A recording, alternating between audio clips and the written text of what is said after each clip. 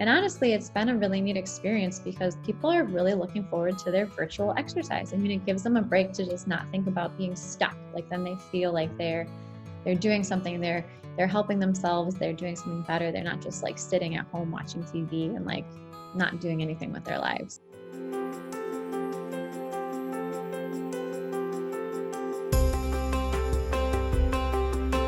Well, Jess, thanks for joining us here remotely. So you're dealing with this as this COVID-19 crisis is in two kind of roles here. It sounds like you got your hat as a personal trainer and also your hat as a therapist. So can you tell us a little bit about kind of your roles that you currently play in, kind of those two hats that you wear? Absolutely. I've been a physical therapist since 2011, and I've worked with ATI Physical Therapy. I've also worked for the Wisconsin Athletic Club since 2008, and I've been a personal trainer. And then I also teach group fitness. And then I work one-on-one with clients for personal training. So I'm kind of divvied up in terms of where I spend all my time in a week, but it averages out to about 40 hours in total. How has this changed, affected both sides of that? You as the personal trainer, I guess, can you talk a little bit to that first, and then let's go into the physical therapy? I taught my last class on Saturday. I think that was the March 14th. I taught my interval class, and that was the last time I went to the gym. In the meantime, I was continuing to work as a physical therapist at ATI, but if they weren't post-op, if they weren't from a car accident or a fall, if they were in general chronic pain, we started to say, hey, can you work on some of these exercises yourself for a while? And so we had to start discharging patients a little bit earlier so we'd have less and less patients so that we'd have less and less potential for contamination. While I was doing all of that, I started to develop my own virtual personal training from home, and I started to do exercise videos every day on my social media. I started doing live on Facebook. I've been doing strength and cardio on Mondays, Pilates and core on Tuesdays, yoga on Wednesdays, and then I repeat it. So then Thursdays I do another strength and cardio. Fridays is a Pilates and core, and Saturdays I do yoga, and I've been teaching these. And then clients have been reaching out and saying, hey, would you be interested in personal training over FaceTime or over WhatsApp or Google Duo or Zoom? On the workout side, the classes that you're teaching via Zoom, so how does that work? Can you talk a little bit about kind of what that structure feels like? Because it's obviously a little different, and I would imagine somewhat limited, and maybe almost fun from a creative problem solving perspective to figure out how do we get a good workout in with limited equipment. I've done some of the workouts just body weight, no equipment at all, just a yoga mat. And even if you don't have that, you don't need it. So I've done some of the classes with just the body weight, no equipment at all. And then I've added some workouts that have a band or dumbbells, because a lot of people in general do have those at their home. And then to modify, like if someone doesn't have an exercise ball, they can put their feet up on the couch or they can use a chair. Actually, if you have one of those rocking chair ottomans, it's kind of really similar to a ball, and you can kind of pull the ottoman like you'd be pulling a ball. So I've gotten kind of creative. And honestly, it's been a really neat experience because people are really looking forward to their virtual exercise. I mean, it gives them a break to just not think about being stuck. Like then they feel like they're doing something, they're helping themselves, they're doing something better. They're not just like sitting at home watching TV and like not doing anything with their lives. So it's been a fun opportunity.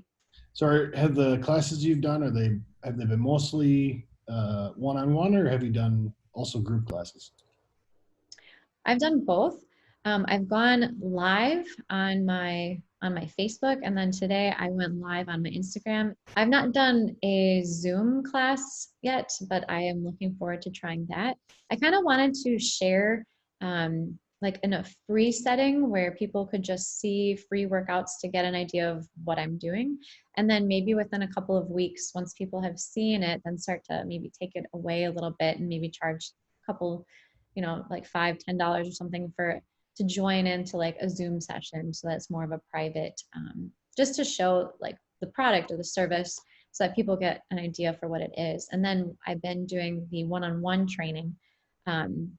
And I was actually looking to do a yoga class with a couple different clients that like call in, and they can all be in the class together and they could see each other. Yeah, I was going to ask on the yoga one, how you said you're planning on doing one, or you've done one already? And if you've done one already, how's that been a little different than a controlled environment where you can control kind of the mood in the room versus the mood in It several people's rooms? I just filmed yesterday a yoga class for the WAC to use for their Move at Home series. When I've done the yoga more one-on-one, I've worked with a client and his wife, and both of them were just side by side next to each other. And then my other client, I did a yoga class with, just a private yoga where he could do that by himself. And one of my clients and I worked on just breathing exercises for honestly 15 minutes.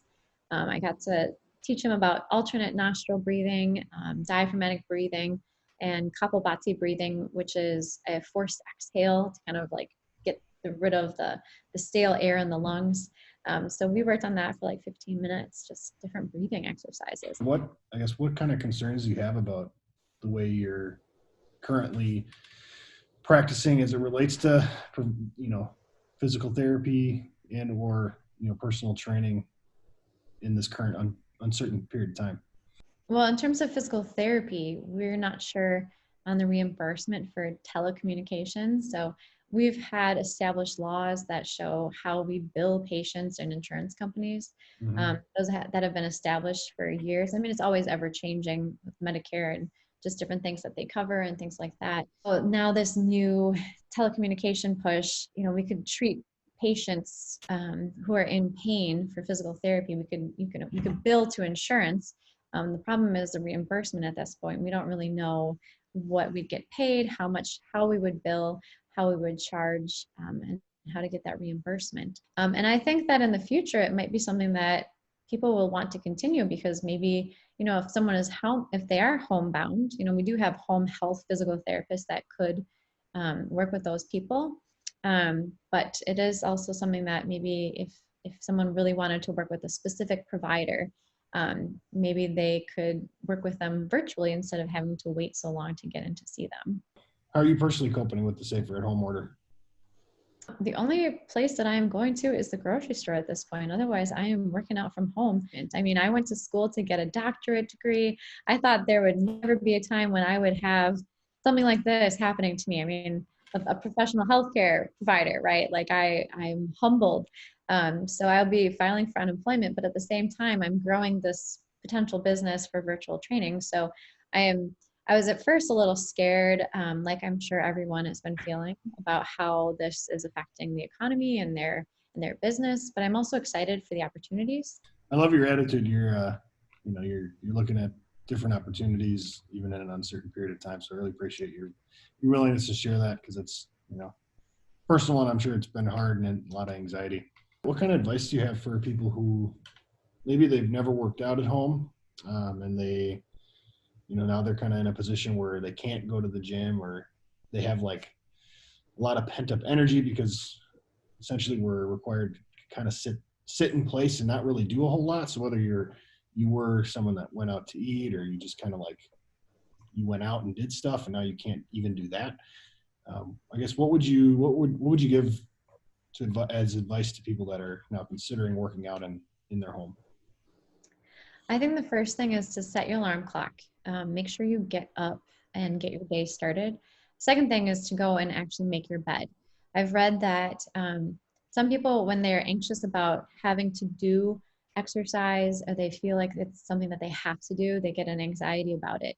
And usually it's because they don't feel like they're good enough or they don't feel successful. And what I've read is that if you at least check off something, so if you say, I got out of bed, like check, it's a hit of dopamine and you feel better. Mm-hmm. And then, oh, I made my bed, check, I did it. And it's another hit of dopamine. And you start to feel like I can do things. And then before you know it, all of a sudden you're downstairs and maybe you have a couch or a chair. And you can use those to start with your exercise. You can just go from sitting to standing up. We call the exercise, literally it's called sit to stand. And that's just getting those glutes and those leg muscles working. And so you can do things like squats, but you can bring it down a level to work on just sit to stands. You can work on shoulder blade squeezes. You could, if you have any bands at home, you can use bands. If you have dumbbells, you can use some small dumbbells. And if you don't have those, then you can start to use things and get creative. Like if you have a gallon of milk or a gallon of water, you can use those as your weights. If you're starting yoga and you've never done it before, they do use stretching straps. I know people have used dog leashes. It's just different things that you can come up with to find a way to just move. But I think the number one thing is just don't stay in bed all day. The first thing is you have to get up and you have to make yourself start. So you started doing some live stream workouts, and I'm sure this was a new experience for you. So can you tell us a little bit about how that first experience was doing your first live stream workout when you took the chance of kind of seeing how doing virtual training might work out for you? The first live video I did, I mean, I've seen other people go live on their social media, and I was nervous. I mean, I've been teaching classes for 10 years. I started teaching group fitness classes in 2010. So it's not that I can't get up in front of people and work out and motivate and lead. I can do that, but it was just totally different being on camera. And then when I finished the live, I want to say there was 50 people that watched with me live directly, and then I posted the video, and then within like a couple hours there was like over 200 people that had seen it, and I was like, that's really cool. It's just neat that there are people out there who are interested in working out at home, and I was excited that people had been interested to look at see what I had done, and now I'm going to try to keep doing more videos and see what people want, and I'm open to feedback and suggestions. And well, Jessica, I really appreciate your time and you kind of talking with us about and how things have changed for you and kind of how you're adapting to the situation that's obviously very fluid, and telling us a little bit about the small business that you're potentially trying to start up online. And we wish you the best of luck in that, because it's really fun, but at the same time you're trying to feed yourself and your family. So really do appreciate your time. Thank you for having me.